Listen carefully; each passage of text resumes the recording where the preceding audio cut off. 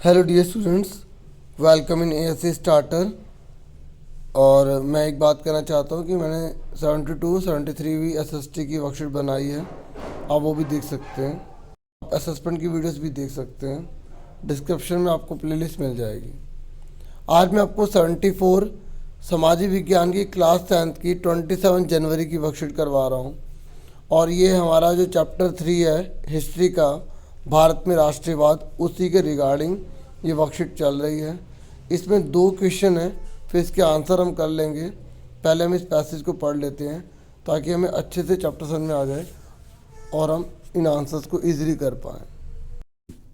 जनवरी 1921 में असहयोग आंदोलन के शुरू होने के बाद इस आंदोलन में विभिन्न सामाजिक समूहों ने अपनी अपनी आकांक्षाओं के साथ इसमें भाग लिया। मतलब जो असहयोग आंदोलन में भाग ले रहे थे ना, उन सबकी अपनी अपनी आकांक्षा, अपनी अपनी उम्मीदें थी। सभी ने स्वराज के आह्वान को स्वीकार तो किया, लेकिन उनके लिए इसके अर्थ अलग अलग थे।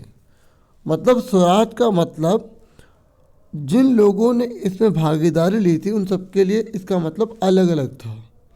इस कार्यपत्रक में हम कस्बों, शहरों में लोगों की भागीदारी के बारे में पढ़ेंगे। बहुत ही इम्पोर्टेंट क्वेश्चन है ये।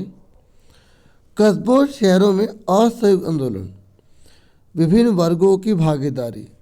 आंदोलन की शुरुआत शहरी मध्य वर्ग की हिस्सेदारी के साथ हुई। मतलब जो शुरू किया वो मध्य वर्ग जो शहर के थे उन्होंने स्टार्ट करा। हजारों विद्यार्थियों ने स्कूल कॉलेज छोड़ दिए। हेड मास्टरों और शिक्षकों ने इस्तीफे सौंप दिए। वकीलों ने मुकदमे लड़ना बंद कर दिया। ज़्यादातर प्रांतों में परिषद चुनावों का बहिष्कार किया गया। जो परिषद में चुनाव होते हैं उन सबको मना कर दिया गया। फिर क्या हुआ? विदेशी वस्तुओं पर प्रभाव, विदेशी सामानों का बहिष्कार किया गया। जो भी विदेशी सामान आता सब मना कर दिया। शराब के दुकानों की पिकेटिंग की गई, विरोध किया गया, महिलाओं ने स्पेशली।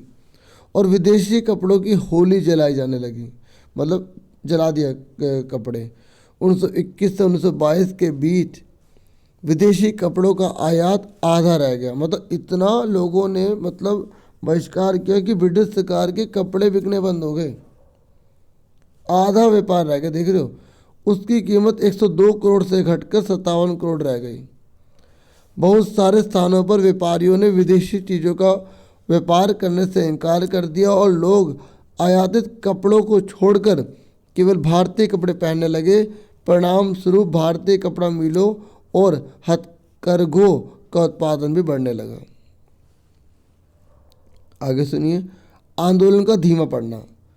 ये कह रहे फिर ये आंदोलन धीमा क्यों पड़ गया? तो कुछ समय बाद शहरों में यह आंदोलन कई कारणों से धीमा पड़ने लगा। ये बहुत इंपॉर्टेंट क्वेश्चन है। खादी का कपड़ा मिलों में भारी पैमाने पर बनने वाले कपड़ों के मुकाबले प्राय महंगा होता था। खादी का कपड़ा ना महंगा होता था और गरीब उसे खरीद नहीं सकते थे, पहला कारण। दूसरा, अब मतलब विदेशी कपड़ों को छोड़ तो देंगे, लेकिन खादी का कपड़ा महंगा इतना तो गरीब व्यक्ति उसे खरीद नहीं पाएगा, तो करे क्या? फिर क्या हुआ? ब्रिटिश संस्थानों के बहिष्कार से समस्या पैदा हो गई।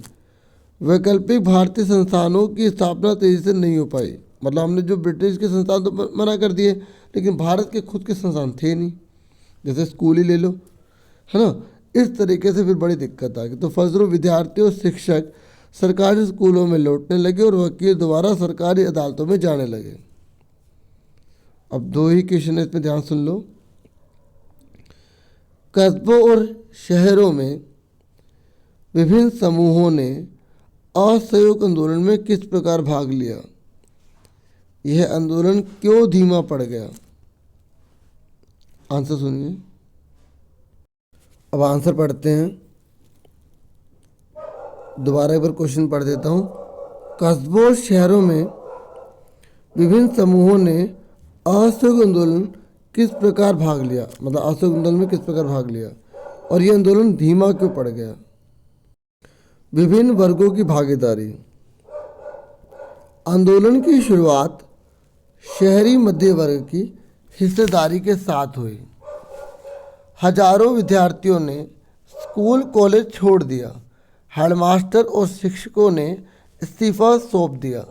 वकीलों ने मुकदमे लड़ना बंद कर दिया।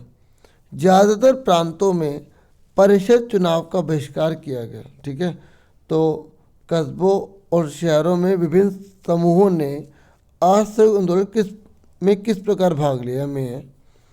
ठीक है, तो आंसर समझ में आ गया। और फिर ये है कि आंदोलन धीमा क्यों पड़ गया। आंदोलन का धीमा पड़ना कुछ समय बाद शहरों में आंदोलन कई कारणों से धीमा पड़ गया। ठीक है, आंदोलन का धीमा पड़ना ही हेडिंग डाल लेना पहले। ठीक है, फिर उसके बाद ये लिखना। तो पहला है, खादी का कपड़ा मिलों में भारी पैमाने पर बनने वाले कपड़ों के मुकाबले प्राय महंगा होता था और गरीब उसे खरीद नहीं सकते थे। ब्रिटिश संस्थानों के बहिष्कार में समस्या पैदा हो गई। वैकल्पिक भारतीय संस्थानों की स्थापना तेजी से नहीं हो पाई। फलस्वरूप ये इकट्ठा है, विद्यार्थियों और शिक्षकों ने सरकारी स्कूलों में लौटना शुरू कर दिया और वकील दोबारा सरकारी अदालतों में जाने लगे। नेक्स्ट है, अगर आप असहयोग आंदोलन के दौरान एक विद्यार्थी होते तो आप इसमें किस प्रकार भाग लेते। देखो, आपको अपने व्यूज़ लिखने हैं, बाकी पढ़ लीजिए। यदि हम असहयोग आंदोलन के दौरान एक विद्यार्थी होते तो हम गांधी के असहयोग आंदोलन में अपनी पूरी भागीदारी निभाते और ब्रिटिश सरकार के स्कूलों का बहिष्कार कर देते। अपने घर के आसपास और अपने परिचितों को भी गांधी के असहयोग आंदोलन में भाग लेने के लिए प्रेरित करते। बाकी आप कुछ भी लिख सकते हैं। तो ये छोटी छोटी वीडियोस हैं। मुझे पूरी उम्मीद है आपको सर में आता होगा। मैं पूरी कोशिश करता हूँ कि वीडियोस हेल्पफुल रहें। आप चैनल को सब्सक्राइब, वीडियो को लाइक ज़रूर कीजिए। And thank you for watching and listening carefully. Have a nice day.